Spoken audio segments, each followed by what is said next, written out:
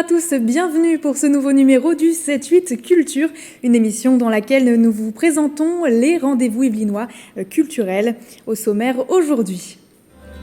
Et tout s'éclaire est un roman coécrit par deux auteurs yvelinoises, un livre pour se questionner sur sa mission de vie. Florence Lehuen et Élise Pourquier nous présenteront leur ouvrage. Toujours dans la littérature, Mathilde Florence, originaire de Poissy, nous parlera de sa toute première BD sortie en janvier dernier. Le choix dans les dates illustre des rendez-vous ratés des applications de rencontres. Enfin, le théâtre de Saint-Quentin-en-Yvelines a accueilli la compagnie Les Filles du Renard Pâle pour son spectacle Résiste. Faute de pouvoir être joué devant un public, la représentation a pu se faire devant des professionnels. Et je vous le disais, en titre, deux Yvelinoises de Conflans-Sainte-Honorine ont sorti leur roman Et tout s'éclaire, qui est sorti en 2020, à la suite de leur premier ouvrage Tout est déjà en toi. Florence Lehuen et Élise Pourquier, vous êtes avec nous ce soir pour nous présenter ce livre. Bonsoir. Bonsoir, j'espère. Bonsoir, vous êtes donc co-auteur de ce livre Et tout s'éclaire. Élise, vous y mêlez fiction et développement personnel, pourquoi ? Alors, pourquoi ? Parce qu'en fait, on a vraiment envie que le roman puisse mieux faire passer et expérimenter ce que l'on dispense dans nos pratiques de thérapeute. En fait, là, un exemple très concret, c'est l'histoire de Louis, qui est à un carrefour de sa vie professionnelle et qui va faire appel à un coach pour faire le point, et notamment grâce à l'outil de l'Ikigai, qui est un outil du bilan de compétences. Il va vraiment identifier ses talents, se reconnecter à ce qui fait sens pour lui et se reconnecter aussi à ses joies d'enfant qui sont bien ancrées à l'intérieur. Donc justement, Allez-y. Et il y a un deuxième personnage qui s'appelle Antoine qui lui suit un autre chemin dont va vous parler Florence. Allez-y Florence, si vous voulez nous en parler. Oui. Donc, en fait, on suit une quête, c'est ça. Alors, donc Antoine, lui, de son côté, il part en forêt de Brocéliande. Et notre but, c'était de montrer comment, en fait, se connecter au sens de sa vie, se connecter à la nature, et comment prendre sa place dans le monde, un monde qui est en pleine mutation aujourd'hui. Donc c'est vrai qu'avec la crise du Covid, notre livre a encore plus trouvé du sens. On l'a écrit avant, mais je pense que ça peut être une aide pour le lecteur pour trouver des clés, en fait, pour donner du sens à sa vie et contribuer au monde aussi en pleine mutation qui se présente à nous tous. Justement, j'allais dire, qu'est-ce qui vous a inspiré pour l'écriture de ce deuxième roman ? Est-ce que c'est vraiment ce qui se passe en ce moment, la crise sanitaire, ou c'est autre chose ? Alors, on l'a écrit avant, donc c'est ça qui est assez drôle. Enfin, drôle. En tout cas, disons il tombe assez opportunément en ce moment. Et ce qui nous a vraiment motivés, en fait, et inspirés, c'est nos parcours donc professionnels, de coach pour Élise et pour moi dans la pleine conscience, et l'idée en fait d'associer la quête de soi et une spiritualité assez incarnée en lien avec la nature et aussi avec cette idée de la co-création. Je vais peut-être laisser aussi Élise glisser un mot sur la co-création si tu veux. Oui, la co-création, c'est vraiment ce qui nous anime. Avec Florence, ça fait plusieurs années qu'on se connaît. On est d'abord amis, on collabore sur plein de choses. Et on s'est aperçu que co-créer, c'est à la fois développer ses talents propres et mettre ses talents communs au service d'une cause qui nous dépasse, quelque chose de plus grand. Et par les temps qui courent, on pense que c'est vraiment une fibre qui est très importante à développer. Justement, là, vous dites, vous êtes co-auteur, donc vous travaillez ensemble sur ces livres. Qu'est-ce qui vous a amené, qu'est-ce qui vous a donné l'idée de travailler ensemble ? Tu veux répondre ? Notre amitié. Le fait... Oui, ouais. Et aussi le fait, en fait, on a fait une association pendant quelques années à Conflans qui s'appelle Cubico. Donc, on a commencé à se rendre compte qu'en fait, on arrivait à fonctionner ensemble très bien, en étant toutes les deux fixées sur le projet à chaque fois. Ce qui compte pour nous, c'est d'aller au bout du projet, et on arrive, résultat, à mettre nos égos de côté, en fait, et à co-créer. Et c'est de ça aussi dont on a envie de parler dans nos livres. En fait, je te laisse compléter, je sais pas si... Oui, la co-création, cette impulsion qui pousse en fait les gens à se relier et en fin de compte à donner le meilleur de soi au service d'une cause qui est plus grande, quoi. Donc voilà, les héros dans le livre vivent tous un chemin à la fois personnel et qui peut se lier. Et voilà, ils ont l'idée d'associer leurs talents pour faire avancer une cause commune qui est la quête de soi. Rapidement et en quelques mots, est-ce que vous avez des projets à venir ensemble? Oui, plein. Est-ce que vous avez un exemple, par exemple? Alors là, il y a un conte qu'on est en train de finaliser. Donc ça va être un conte pour enfants qui est quasiment abouti. On a aussi un nouveau projet, mais ça, de livre, mais c'est pas pour tout de suite. Et puis il y a les ateliers. Je te laisse en parler si tu veux, Élise. Ouais, on essaie à chaque fois de mettre en pratique ce qu'on dit dans les livres, dans des ateliers, soit en distanciel, soit en présentiel. Et donc là, pour Et tous c'est clair, on va en organiser au printemps. D'abord en distanciel et puis dès que l'on pourra en présentiel dans un lieu nature très très sympa qui pourra vraiment faire plonger les gens au cœur d'eux-mêmes et de la nature. Voilà. Merci Élise Pourquier et Florence Le Huyenne d'avoir été avec nous.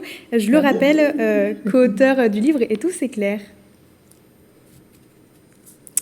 Les applications de rencontres, c'est le sujet choisi par Mathilde Florence pour sa toute première bande dessinée, Le choix dans les dates. Originaire de Poissy, elle a décrit 18 témoignages de rendez-vous qui ont mal tourné, mais sur le ton de l'humour. L'illustratrice nous présente son ouvrage, regardez.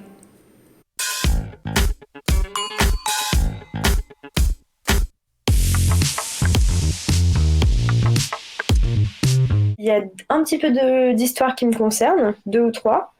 Et après, sinon, c'est des amis, ma mère aussi a participé. Et j'ai fait un appel à témoins sur les réseaux sociaux. Donc, j'ai également des gens que je connais pas du tout qui ont bien voulu témoigner. Donc, ça, c'est assez chouette. C'est un peu un truc de référence pour à la fois que les gens puissent apprendre ou se reconnaître dedans et à la fois dédramatiser un peu. Le fait que je l'ai traité avec humour, c'est pour que...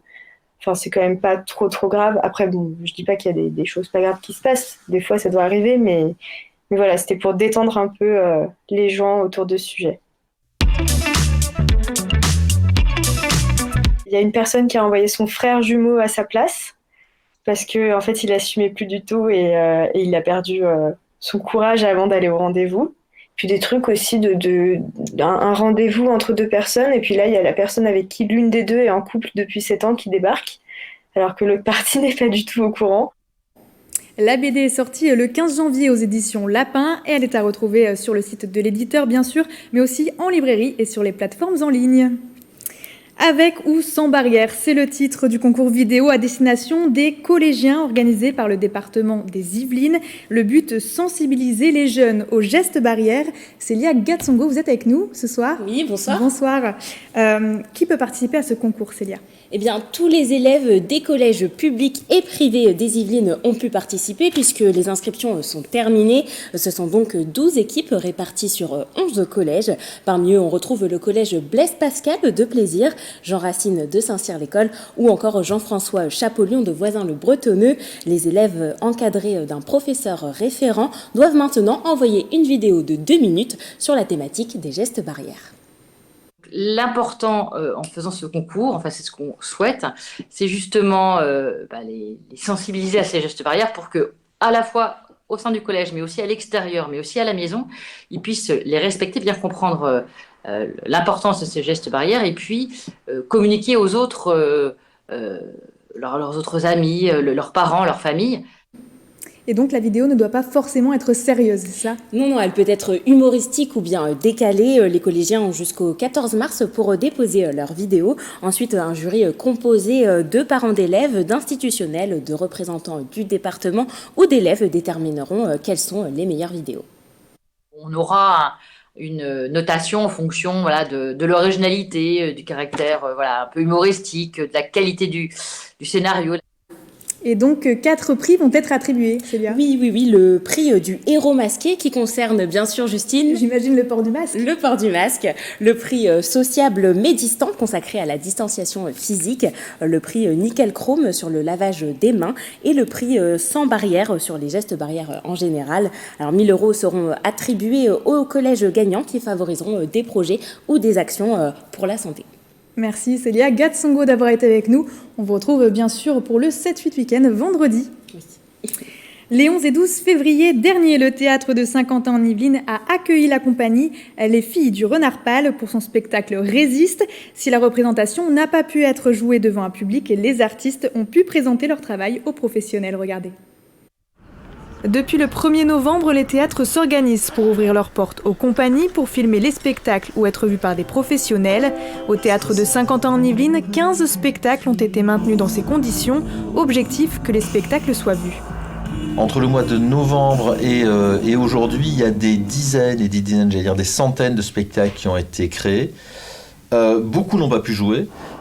C'est dans ce cadre que la compagnie Les Filles du Renard Pâle a présenté son spectacle Résiste, une représentation destinée aux professionnels et aux programmateurs. Le spectacle de Funambule était à l'origine conçu pour l'extérieur. La compagnie est restée toute la semaine au théâtre pour adapter ce spectacle pour la salle, puisque ni les lumières ni le son ne sont exactement le même qu'à l'extérieur. On est vraiment dans des conditions de jeu très différentes. Donc voilà, ça fait partie des choses que l'on arrive à faire pendant ce confinement, mais pendant cette fermeture des théâtres. Sur scène, un régisseur, une chanteuse et une funambule. Cette dernière évolue sur une structure conçue spécialement pour le spectacle.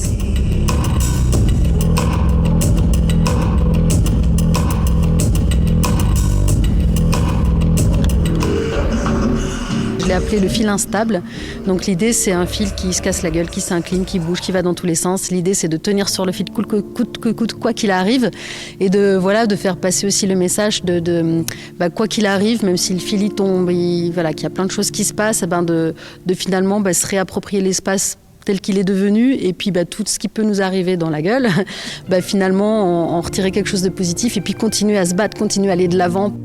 Pendant le spectacle, le fil s'élèvera à 4,85 m, une petite hauteur pour Joanne. Donc là, il est pas très haut. Là, il y a pas mal de techniques. Donc moi, je reste que sur le fil. Il n'y a pas de plateforme. De toute façon, la structure, il n'y a pas de plateforme, il n'y a rien. Donc je suis de A à Z que sur le fil ou sur le balancier. Et sinon, après, dans les grandes traversées, je peux monter. Pour l'instant, le plus haut que j'ai fait, c'est jusqu'à 40 mètres de hauteur. Et puis sur des grandes longueurs, de 120 mètres de long ou plus. La compagnie reviendra à Saint-Quentin-en-Yvelines en septembre pour retrouver son public. Elle présentera une version rue du spectacle.